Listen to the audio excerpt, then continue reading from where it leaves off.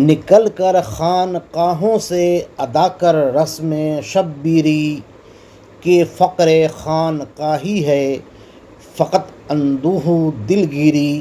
صوفیوں کو چاہیے کہ بیعت کا مقصد سمجھیں۔ بیعت رضواں کا مقصد کیا تھا؟ ظلم کے خلاف لڑنا۔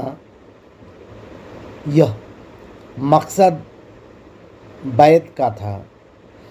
آج بیعت کا مقصد صرف عبادت تک رہ گیا ہے۔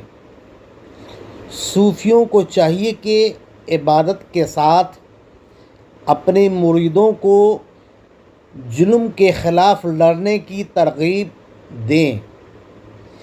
اگر ایسا نہیں کرتے ہیں تو ہمارے حصہ میں سوائے رنج و غم کے کچھ نہ رہے گا۔